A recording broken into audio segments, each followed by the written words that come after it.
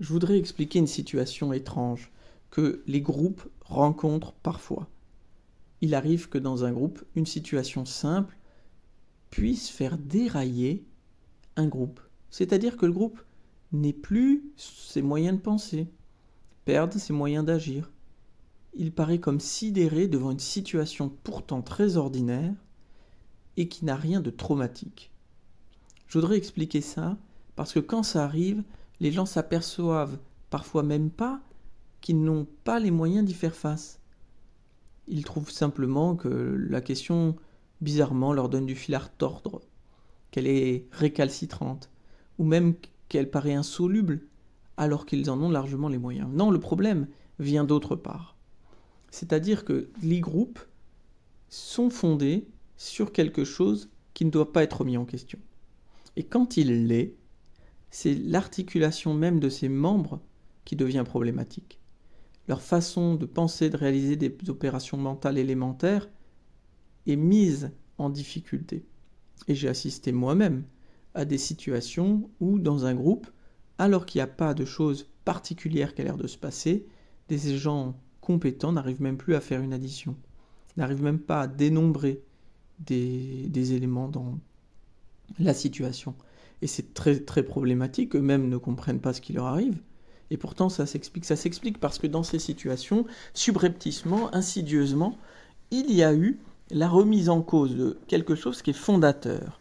Parce que ce qu'il faut bien saisir, c'est qu'un groupe, ça ne se crée pas par affinité. Non. Un groupe, ça se crée parce que l'on partage tous ensemble le même soin de ne pas parler du point qui nous rassemble. C'est-à-dire que l'on se rassemble sur un point mutique. On se rassemble sur une idée commune dont on ne doit pas parler. C'est-à-dire on se fonde sur un vide fondateur qui est notre principe. Le principe même des autres principes, des valeurs, des coutumes qui vont venir après légitimer, entourer ce manque premier de parole dont il ne faudra jamais parler. Et quand il est mis en question, pas forcément directement, et dans la situation à laquelle je pense il a été mis en question indirectement, c'est-à-dire le fondement du groupe, celui sur lequel se basait l'accord tacite de réunion de ses membres, il est discuté. Par exemple, l'accord, ça peut être ici, il n'y a pas de chef, c'est-à-dire que on s'est distribué collectivement la parole et personne ne peut la préempter. C'est notre loi fondatrice. C'est bien quand cette loi-là, elle est mise en difficulté par un membre du groupe qui veut préempter à lui seul cette loi initiale, alors c'est tout le groupe qui perd son moyen, c'est-à-dire son principe unificateur s'abîme et donc on n'est plus un groupe mais des individus isolés et l'espace du groupe, l'espace pour penser collectivement, pour agir collectivement, tout d'un coup disparaît.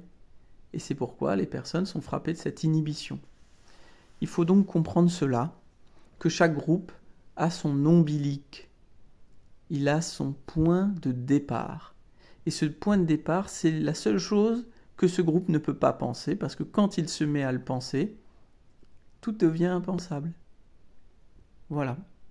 Alors, quand vous êtes dans un groupe, sachez que le point de départ, c'est comme le talon d'Achille du groupe.